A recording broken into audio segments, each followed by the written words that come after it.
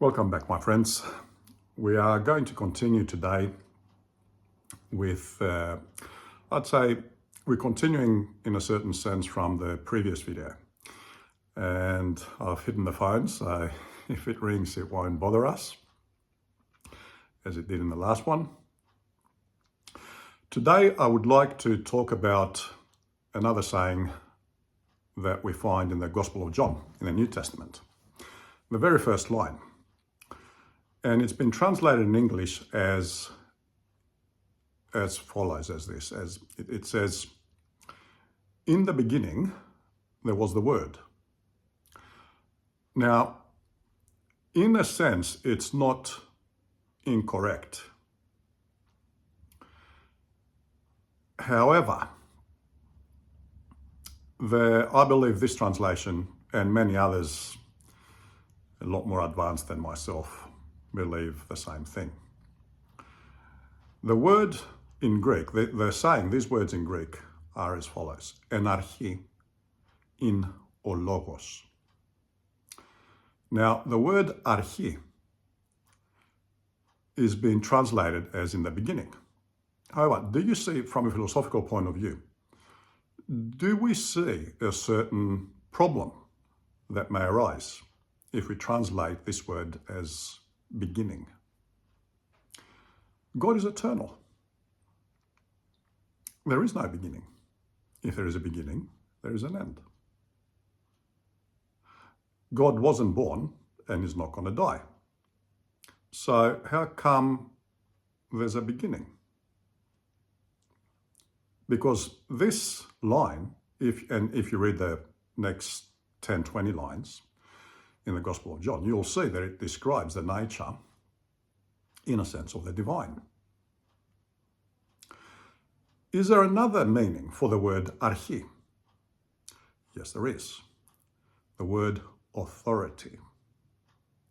Authority. So in authority, there is logos. Now, logos has been translated as word. While again, it's not totally inaccurate. Logos does not mean word. Logos has many different meanings. To start off with, logos is speech, not word. Speech, the spoken, as we speak, what I'm doing now. This is logos. Okay? Now, logos means also reason, as in the reason that something happens, but also it means reason as in logic. Yeah? So the word logic comes from the word logos. Logos. It's the same word. That's where logic comes from. And so I would like you to start making the connections here. So the spoken word, logos, is the result, or should be the result, of logos reason, logic. Now,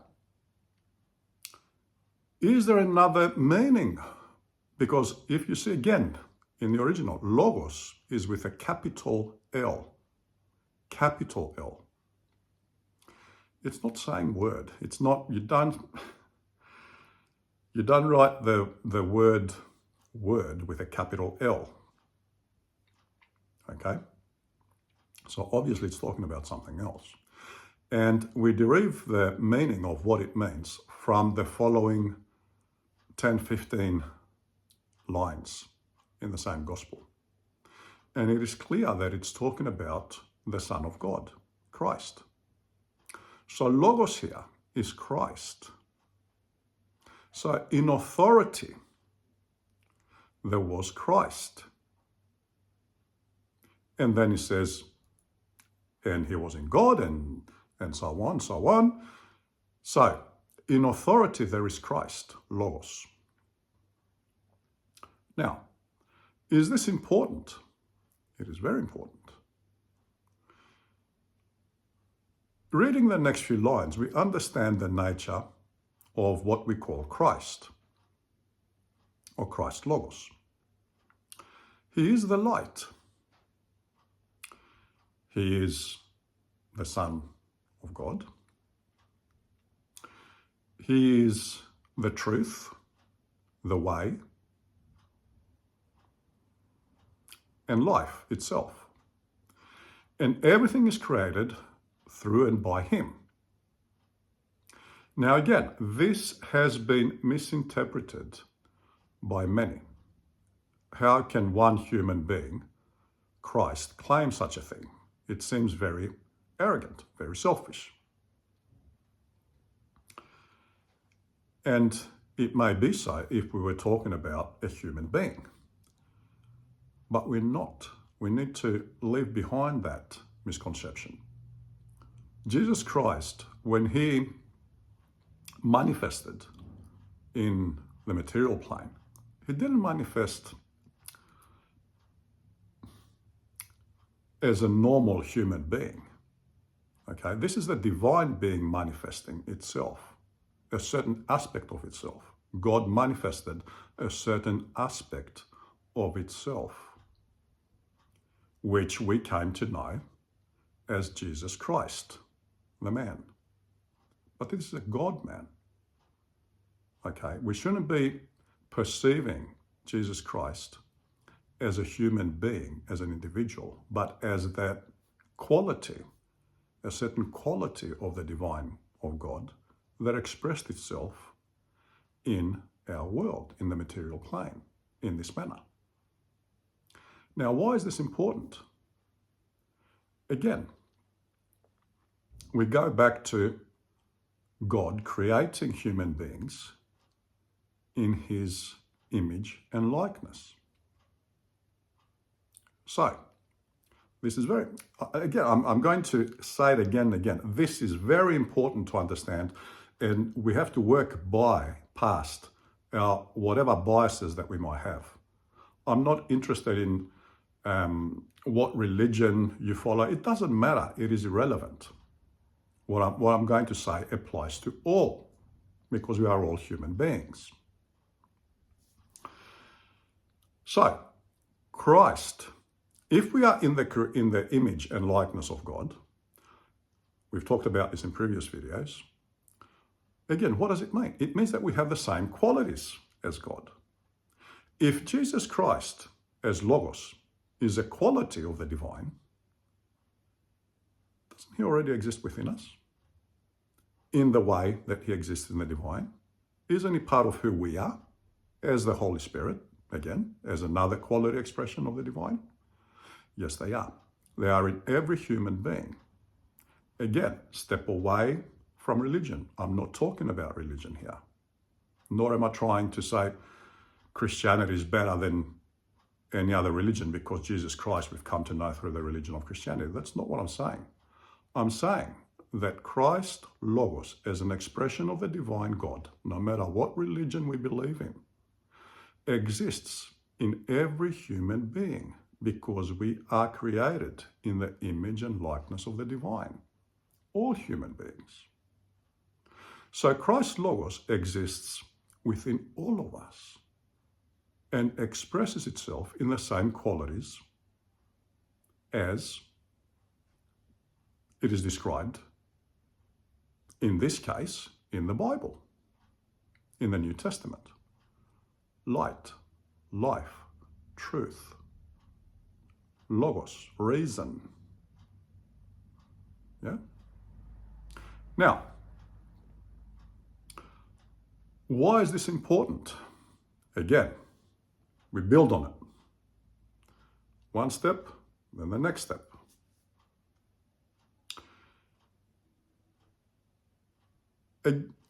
What does Christ talk about? What is the most important thing?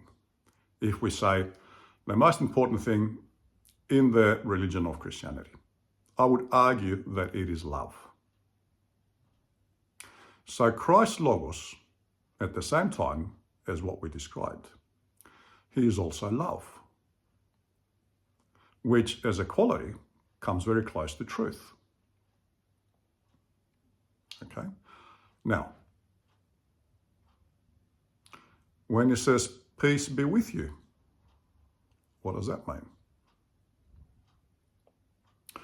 If we bring all these things together, we will see that Christ, or through Christ, we express ourselves, every human being expresses itself in two ways. The spoken word is logos, but also, remember, he is light and reason. What does that mean? Imagery, visualization. What do all the manifestation and attraction techniques preach? Visualize, write it down, say it. Also, what else? Very important aspect. What emotional state should we be in? One of wanting or one of already having? One of desire or one of peace? We already have it. This is faith, yeah? Certainty. Peace be with you. Here in the emotional world, peace be with you. Love, truth, faith. All this comes down to not wanting, being in a state of love. Love means I want nothing. I'm in want of nothing. I'm at perfect peace and I'm certain. Yeah? No stress, no negative emotions, no negative elementals. Do we understand now what Christ Logos is and why life is created through him? Because we, by using the Christ Logos and the Holy Spirit, they already reside within us, because we are gods in the making and we are already made in his likeness and image. We express ourselves, we create. Hence, the different techniques of manifestation and attraction.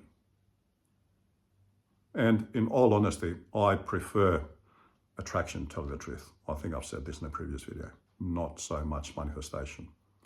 Because when you manifest, in a sense, the way I've seen it done, you're trying to manipulate.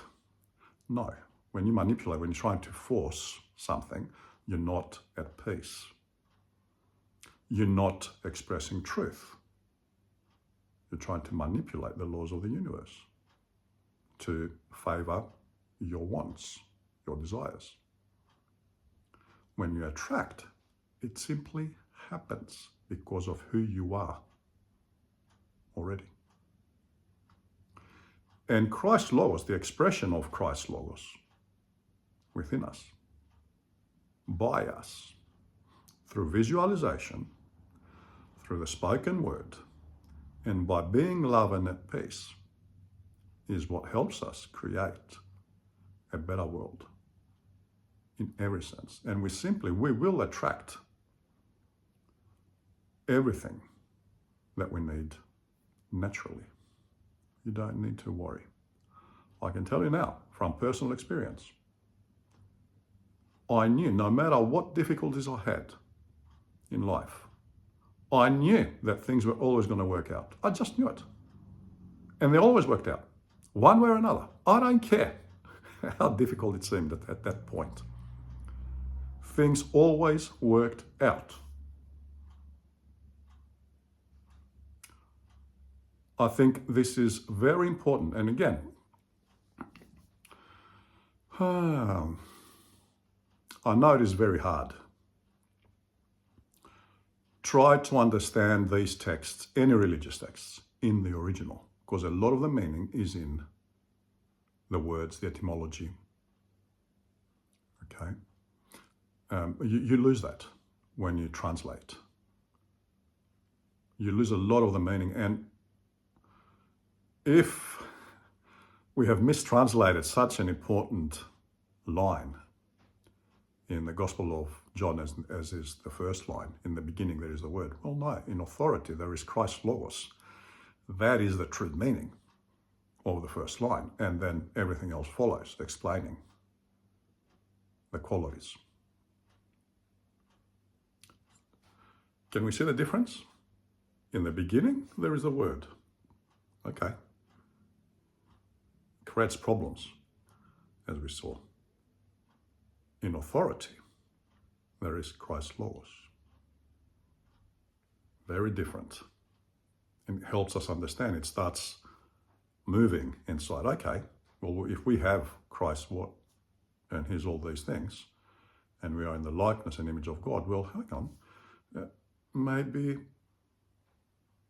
I have the authority to do certain things within always the boundaries and laws of the divine and the universes of creation. Yep. All right, my friends. I think it's important to see on a more practical level how these things come together to create a better life. Because this isn't just, it all begins with cleansing ourselves. I've said this before. We'll talk about it next week. Well, we didn't have the phone, now we have the bells, the church bells. Okay, I'll take that as a good sign. So, we'll talk about these things and other entities, if you like, that are with us from the very first moment of our incarnation. And how, it's not that they are just with us, they are part of us. They are with us and part of us. And we can work with these entities to create the world that a better place for everyone, not just ourselves. All right, my friends, have a good one. I'm fairly certain I'll bring out another video next week, although it's Christmas, doesn't matter.